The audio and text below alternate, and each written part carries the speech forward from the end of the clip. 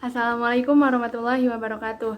Nama saya Nurul Latifatunisa dari kelas 12 IPA 2 akan membahas materi PKN bab 3 tentang pengaruh kemajuan ilmu pengetahuan dan teknologi atau IPTEK terhadap Negara Kesatuan Republik Indonesia. Nah, apa itu IPTEK? IPTEK itu adalah singkatan dari Ilmu Pengetahuan dan Teknologi. Nah, apa sih yang dimaksud dengan ilmu? Ilmu adalah pengetahuan tentang suatu bidang yang disusun secara sistematis untuk menerangkan di bidang pengetahuan tersebut. Nah, ilmu pengetahuan. Nah, apa itu pengetahuan? Pengetahuan adalah segala sesuatu yang diketahui atau disebut dengan kepandaian. Nah, yang ketiga itu teknologi. Nah, apa sih itu teknologi? Teknologi adalah metode ilmiah untuk mencapai tujuan yang praktis. Nah, selanjutnya ada beberapa aliran yang membentuk pengetahuan. Yang pertama itu ada aliran rasionalis. Apa itu rasionalis? Rasionalis adalah pengetahuan yang terjadi semata-mata karena rasio manusia, atau dibentuknya tuh bukan karena pengalaman gitu, tapi dibentuknya berdasarkan asas-asas a priori. Nah, terus ada aliran yang kedua itu namanya empiris. Nah, apa itu empiris? Empiris itu pengetahuan yang berdasarkan pengalaman pribadi. Nah, yang ketiga itu ada gabungan. Nah, gabungan itu ya udah gabungan antara rasionalis dengan empiris. Selanjutnya, pengertian teknologi menurut para ahli. Yang pertama menurut Dennis Detroit, yaitu teknologi itu sebagai alat yang sistematis yang bekerja sama untuk melakukan tujuan yang sama. Yang kedua itu ada menurut Jacques Ellul, yaitu keseluruhan metode yang secara rasion mengubah. Yang kedua itu menurut Jacques Ellul, yaitu keseluruhan metode yang secara rasional dan berpengaruh dan memiliki ciri-ciri efisiensi dalam setiap bidang kegiatan manusia. Nah, yang ketiga menurut Arnold Grubelera. Nah, yaitu teknologi adalah sesuatu yang memungkinkan manusia untuk memperluas kemampuannya. Nah, yang ketiga ada dari Prayitno. Nah, kata Prayitno itu teknologi adalah seluruh perangkat ide, metode, teknik, dan lain-lain yang digunakan dalam memenuhi kebutuhan manusia. Nah, selanjutnya kita membahas tentang perkembangan IPTEK dunia maupun IPTEK Indonesia yang sebelum abad 20 maupun yang setelahnya. Nah, yang pertama itu perkembangan IPTEK dunia sebelum abad 20. Yang pertama itu sistem pertanian Mesopotamia. Yang kedua, mesin cetak Gutenberg. Yang ketiga, revolusi industri sekitar abad ke-18. Nah, terus perkembangan IPTEK dunia setelah pas abad 20 dan setelahnya itu ada komputer pribadi dan pemutaran DVD. Udah ada komputer pribadi saat tahun 1947. Yang kedua, pengantaran sinyal atau data elektronik, tapi masih menggunakan kabel. Nah, yang ketiga itu revolusi teknologi.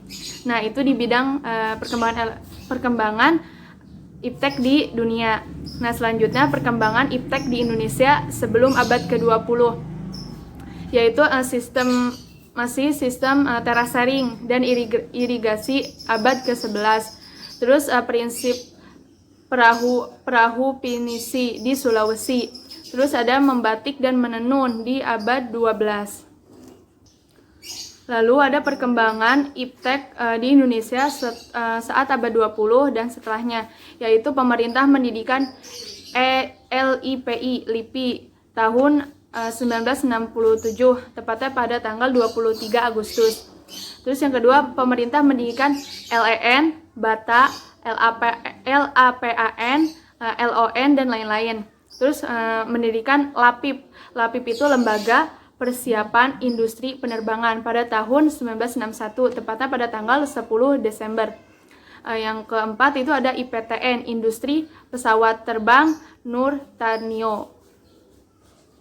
Nah, karena adanya kemajuan di bidang ilmu dan teknologi ini, ada hal positif dan negatifnya. Yang pertama kita bahas tentang dampak positifnya dulu. Nah, dampak positif kemajuan ilmu pengetahuan dan teknologi. Yang pertama di bidang politik. Yang pertama itu menjadikan nilai-nilai keterbukaan dan kebebasan demokrasi berpengaruh kuat dalam pikiran dan prinsip bangsa dalam berdemokrasi. Itu dalam politik. Nah, kalau dalam ekonomi itu meningkatkan investasi, terbukanya pasar internasional, meningkatnya kesempatan kerja dan devisa negara, dan lain-lain. Nah, dalam sosial budaya itu terjadinya proses informasi, mendapatkan informasi dengan cepat, terus tanpa disadari juga terjadinya proses transformasi ilmu. Nah, dalam bidang hukum dan pertahanan dan keamanan itu makin kuatnya supremasi hukum, menguatnya regulasi hukum, menguatnya tuntunan terhadap tugas-tugas penegakan hukum seperti polisi dan TNI. Yang keempat, menguatnya supremasi sipil. Nah, selain ada pengaruh positif, juga pasti ada pengaruh negatifnya dong. Nah, pengaruh negatif terhadap perkembangan iptek di Indonesia. Dalam bidang politik itu yang pertama, maraknya penyebaran berita yang tidak benar atau bisa kita sebut dengan hoax. Nah, terus kemungkinan terjadinya perpecahan di dalam masyarakat. Terus yang ketiga, terorisme dan radikalisme mudah menyebar. Dalam bidang ekonomi, kecenderungan sikap konsumerisme atau pengen terus gitu, konsumen terlalu banyak menggunakan. Nah, terus yang kedua, kesenjangan sosial karena persaingannya bebas. Yang ketiga, berkurangnya tenaga kerja manusia karena semua di industri-industri itu beralih menggunakan teknologi. Nah, dalam bidang hukum dan pertahanan dan keamanan itu adanya penyadapan, pemalsuan identitas, atau bahkan pencurian data. Nah, kalau dalam bidang kerugian atau dampak negatif dalam teknologi informasi itu yang pertama tadi kan penyebaran berita hoax atau palsu, terus bullying yang terjadi di media sosial, terus konten-konten yang negatif yang terjadi di anak-anak gitu, terus terlalu eksis di dunia maya. Nah, selanjutnya kita sebagai penerus bangsa juga harus mempunyai sifat selektif terhadap kemajuan ilmu pengetahuan dan teknologi ini. Nah, yang pertama itu sikap tanggung jawab. Kita harus tanggung jawab dalam pembangunan, dalam kemajuan iptek ini. Yang pertama itu meningkatkan kesejahteraan dan kesadaran masyarakat. Karena adanya kemajuan, kita harus meningkatkan kecerdasan. Nah, yang kedua, memiliki kearifan dan berbagai prinsip moral. Jadi moral kita, attitude kita juga harus bagus sejalan dengan perkembangannya teknologi. Yang ketiga, membantu manusia dalam menjalankan tugasnya. Karena teknologi semakin maju, jadi kita harus membantu sesama menggunakan teknologi.